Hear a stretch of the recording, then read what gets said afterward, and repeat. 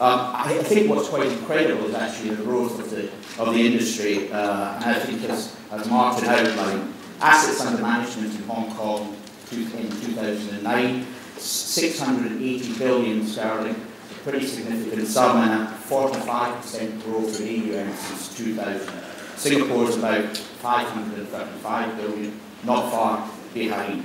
And as our panel will be focusing on Hong Kong within Asia, we're going to talk a bit about other centres as part of our discussion as well. There are about 5,500 licensed asset management companies in Hong Kong, and the growth in the hedge fund community has been quite staggering, particularly the actual number of funds managed from Hong Kong. And Hong Kong also actually boasts a pretty lively active private equity fund community. There are about 200 members of the Hong Kong Venture Capital Association. I think this is we have representatives here today. I think this is about the highest membership that the association has ever had. And most interestingly, and as quite been touched upon, are the mainland fund managers moving into Hong Kong from China. There are about 50 domestic licensed companies licensed to manage A-shares in China, and about 19 of them now have operations in Hong Kong, and 6 or 7 of them are actually licensed with the SFC. Actually, we thought it was challenging taking the first few hedge fund managers through the licensing process some years ago. It's been quite challenging taking some of the mainland managers through that process as well. So it's actually it's not only deep, but it's quite a wide-ranging market in terms of the types of asset managers in Hong Kong. It's now over 13 years since China resumed sovereignty over Hong Kong. I think there'll be a number of cases which have quite firmly established that the common law system, the rule of law in terms of the common law system, will be maintained and is in fact continuing to develop in Hong Kong. This provides obviously the independence of the judiciary and the development of the common law principles, and actually creates what I think is a very certain, but most importantly, a familiar environment for those financial institutions coming from a common law background. There are familiar corporate structures, familiar business structures within Hong Kong that you will readily understand and accept. And in fact, the process of setting up in Hong Kong is remarkably efficient in terms of just simply incorporation, and it's actually going to be shortened, done in 4 days, and the proposal to shorten it to same-day incorporation almost. Business registration and the outbuild of the practical aspects of setting up in Hong Kong are remarkably efficient. In terms of the regulatory environment, and I think, again, I won't dwell on this because Martin has talked about the philosophy of the SFC in Hong Kong. And, we've seen dramatic changes in the US and in the EU and in the UK. I mean, the Dodd-Frank legislation is a massive, massive document. It's estimated that it's going to have to be 243 detailed rules by 11 different US regulatory bodies. The AIFM directive has been actually a nightmare in the process. So that, I mean, from us in Hong Kong, it's actually quite embarrassing to see that whole EU and time and energy that seems to be spent on that process. I have to say, Hong Kong, and in terms of regulatory philosophy, has been remarkably stable.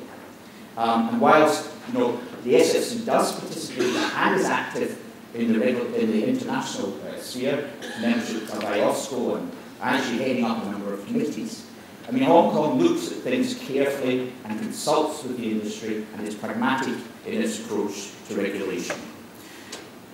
We've had a licensing system for asset managers since 2003, and there are a number of exemptions, but most asset managers will require something called a Type 9 license from the SEC. It's a remarkably efficient license that allows you to undertake discretionary asset management, incidental advisory work, incidental trading activity through a trading team, provided you're executing the trades on the back of the discretion, and then you can distribute the market funds under your management. So that is a remarkably efficient categorization of licensing. And it's worked quite well. The licensing process can be tricky, and it's important to start out on the right step.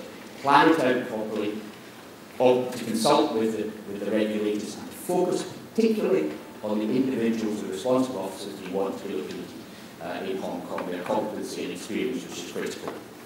The SFC has, however, been quite active in the broader regulation of the markets, and Martin talked about the process which has been gone through after the Lehman's mini bonds, and the SFC has actually been also recently quite active in the enforcement area, particularly in relation to market misconduct, insider dealing and market manipulation.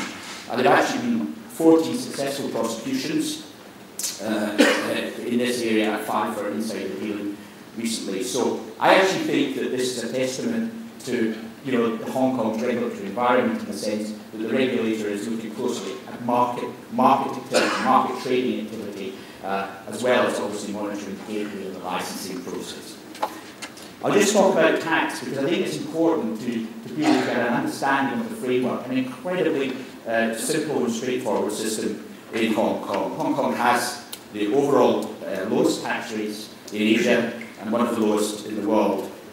The key points is that it's a territorial-based system, so the revenue will look at Hong Kong source profits. Profits tax for corporates is 16.5%. Individuals' salary tax at the highest level for the highest paid individuals, 15%. There is no capital gains, no estate, no inheritance tax, estate duty, no VAT or GST. Singapore actually has a VAT type system. There's no withholding. There is a profit tax exemption for offshore funds, provided that they are essentially managed and controlled outside Hong Kong. And the revenue just issued quite a helpful briefing to say that, in fact, they could look broadly at this, and in fact, the residency of the directors in respect to the offshore funds was only one of the factors, and in fact, even if your directors were resident in Hong Kong, you wouldn't necessarily lose the benefit of the offshore profit tax exemption. There's no tax on dividends in Hong Kong. Now, this is very useful for fund management startups, because you can actually be flexible in terms of the remuneration of the principals, in structuring their remuneration through dividends, which can be also very tax efficient.